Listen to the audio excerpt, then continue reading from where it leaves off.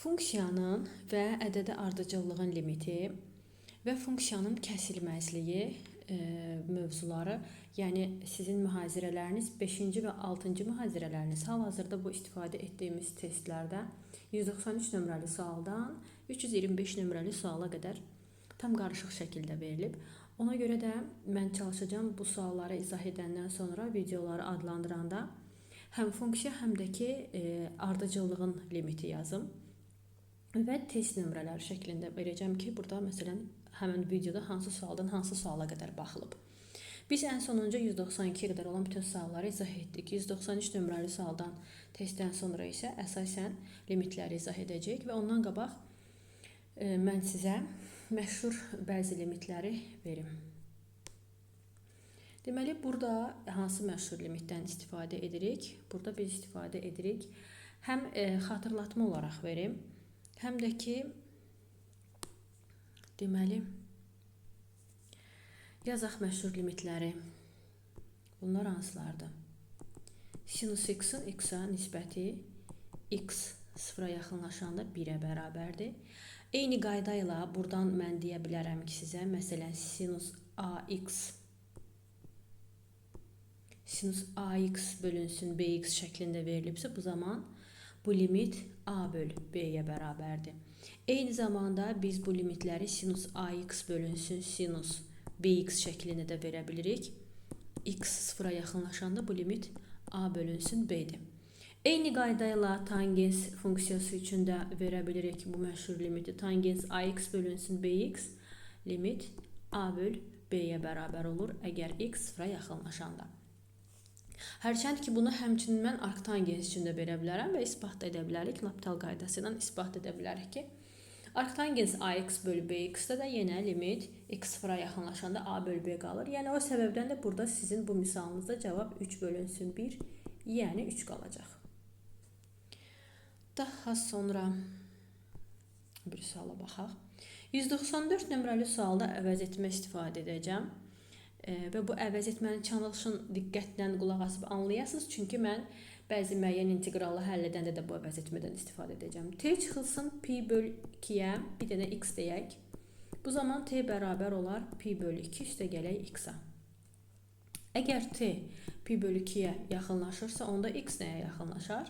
Təbii ki, ifadə etdiyimiz bərabərlik şəklinə əsasən pi bölü 2-dən pi bölü 2 çıxsa 0 qalar. Deməli, x sıfıra yaxınlaşır. Onda bizim bu limit bərabər olar nəyə?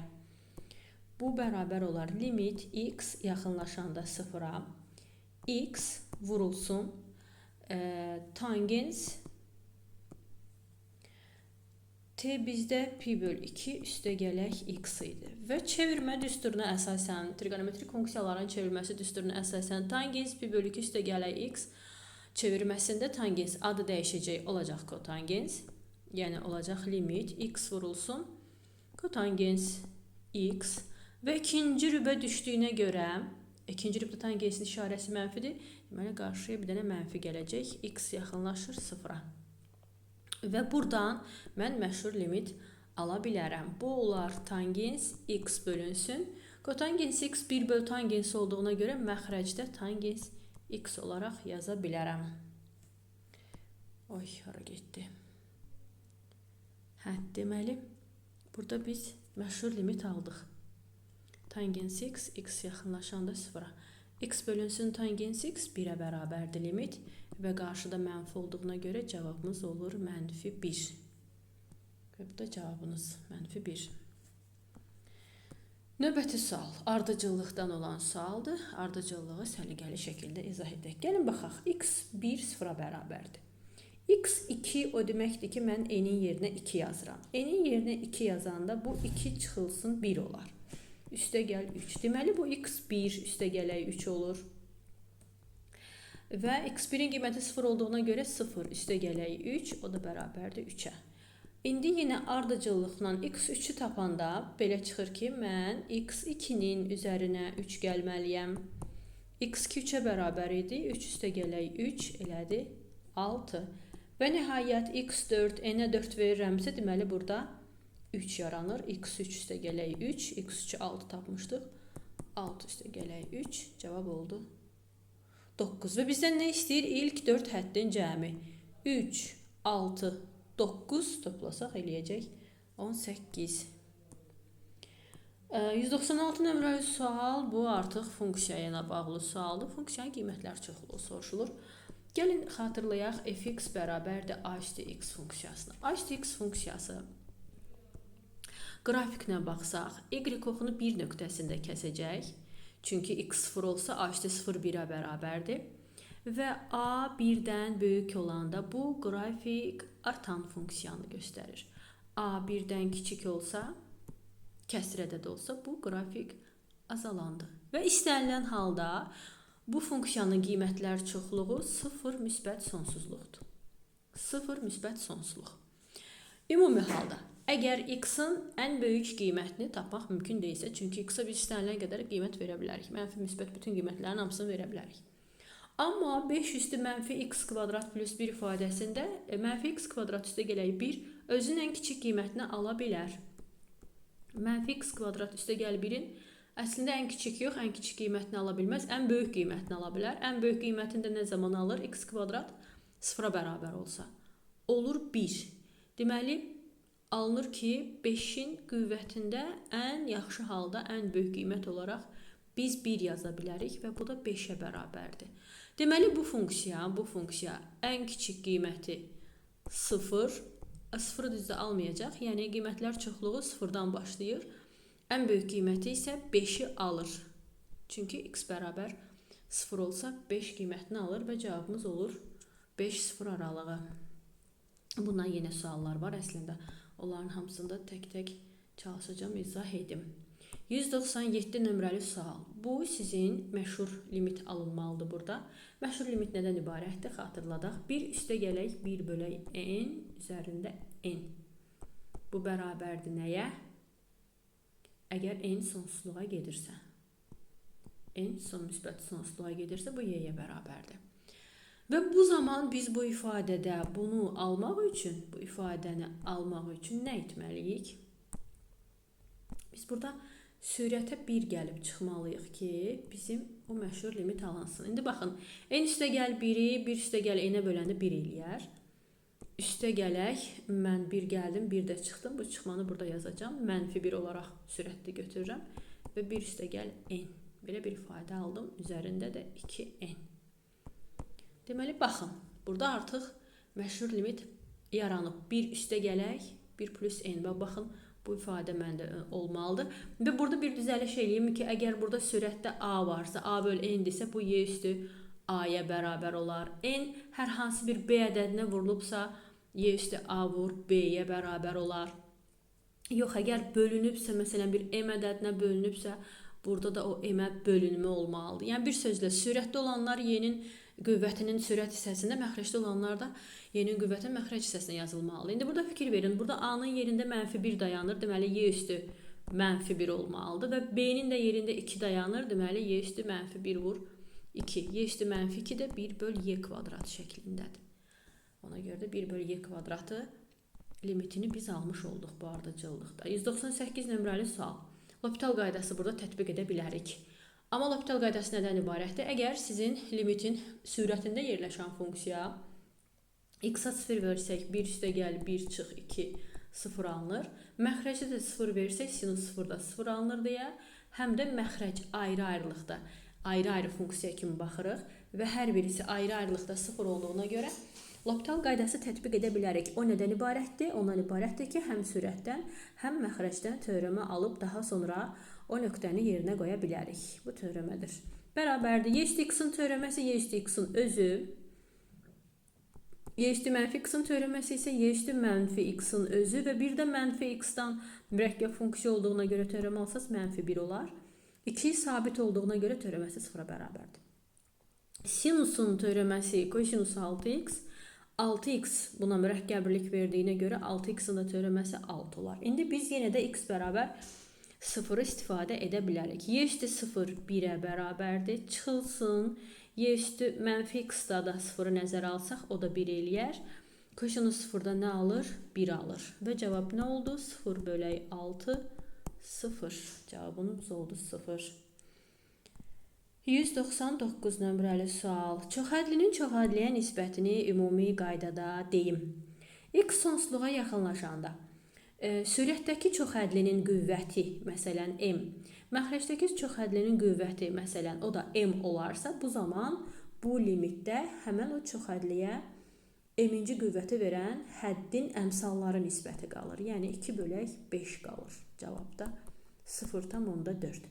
Və bunun üzərində onu da izah edim ki, əgər sürətdəki çoxhədlinin qüvvəti məxrəcdəki qüvvətdən böyük olsa, bu zaman sonsuzluq olar limitdə. Əgər sürətdəki qüvvət məxrəcdəki qüvvətdən kiçik olsa, bu zaman bu limit sıfıra bərabərdir. Niyə? Çünki ən böyük qüvvətə bölərlər. Yəni bu misalı həll eləmək üçün ən böyük qüvvətə, yəni x-in kubuna həm sürəti, həm məxrəci bölərlər. Sürətdə qalar 2 çıxaq 3/x kvadrat, məxrəcdə isə qalar 5 üstə gələk 1/x çıxaq 7/x kvadrat üstə gələk 3/x-in kubu.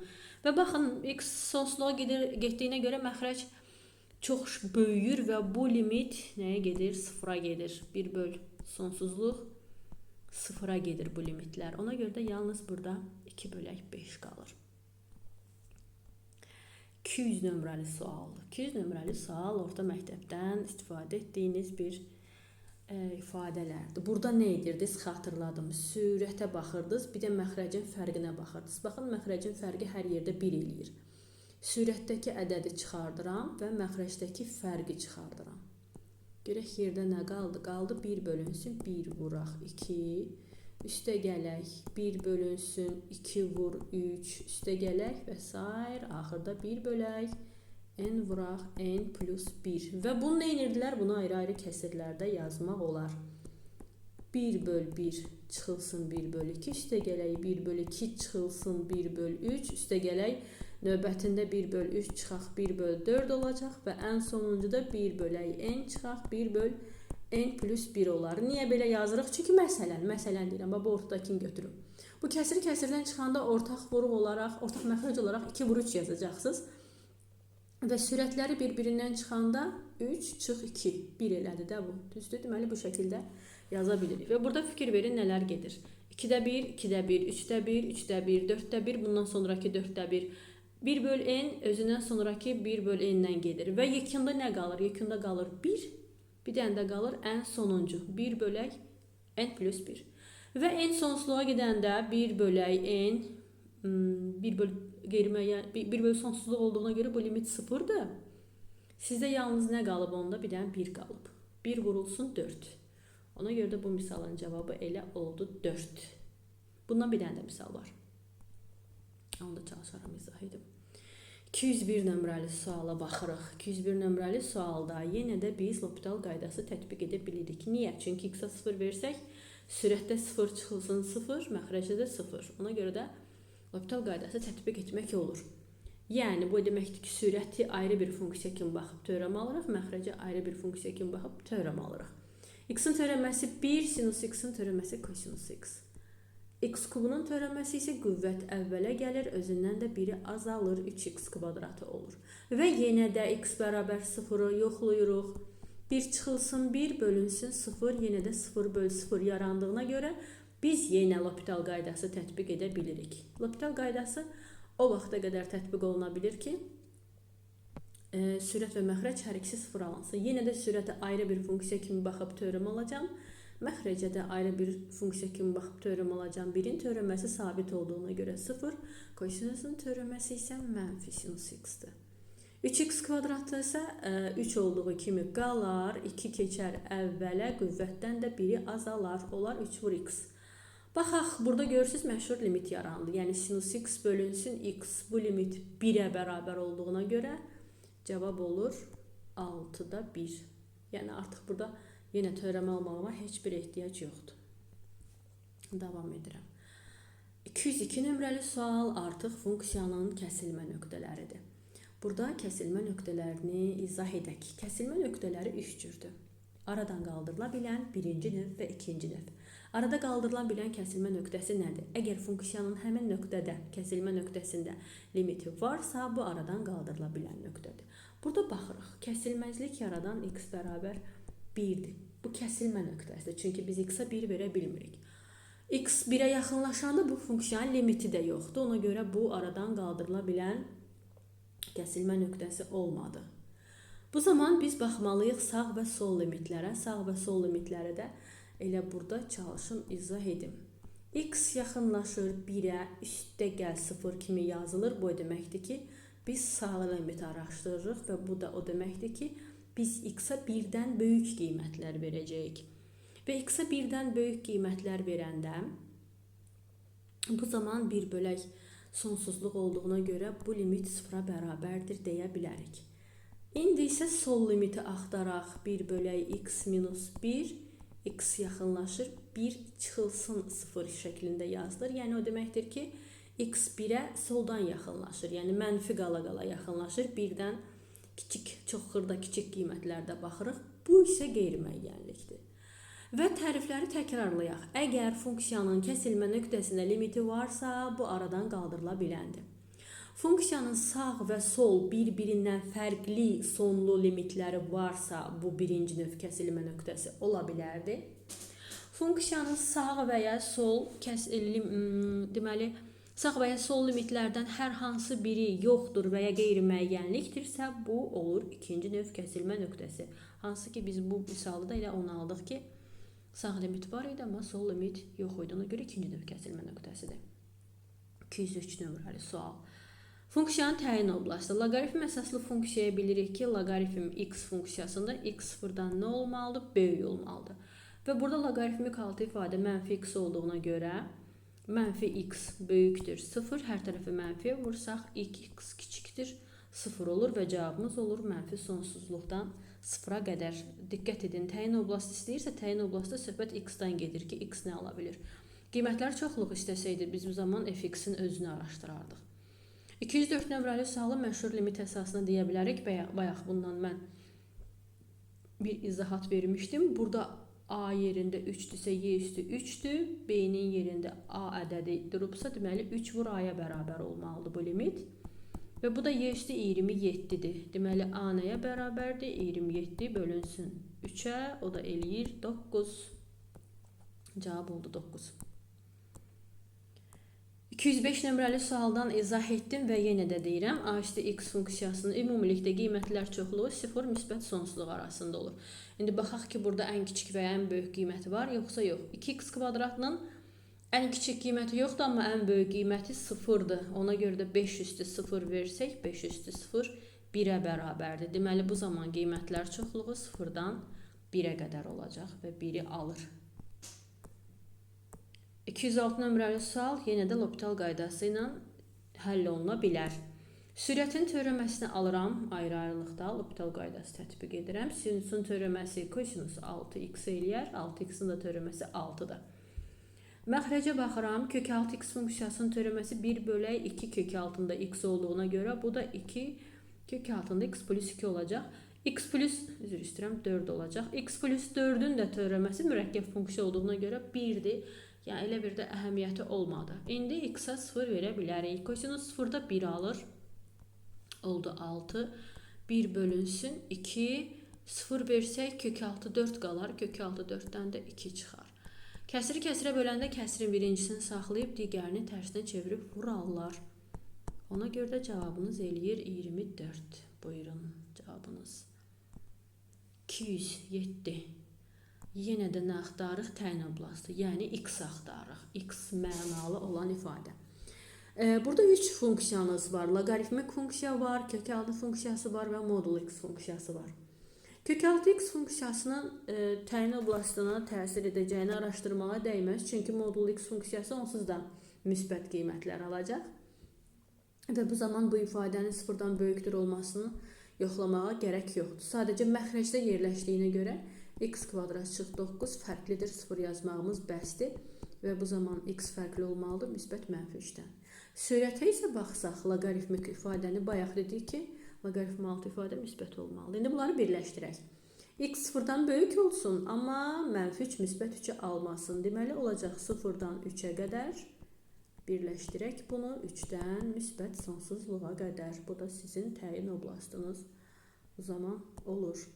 208 nömrəli sual. Burada bir şey xatırladaq ki, L'Hopital qaydasında biz yalnız 0/0-da yox, eyni zamanda qeyri-müəyyənlik bölü, yəni sonsuzluq bölü sonsuzluğu da tətbiq edə bilirik. Hansı ki, burada o alınır. X sonsuzluğa gedən loqaritm 5 əsasdan sonsuzluq, x da sonsuzluqdur, 5 üstü x da sonsuzluqdur. Onda həm sürətdən, həm məxrəcdən ayrı-ayrılıqda teorem ala bilirik. Loqaritm A əsasdan B-nin teoreməsini xatırladaq. 1/x vurulsun, elin A olur, yəni elin 5 olur.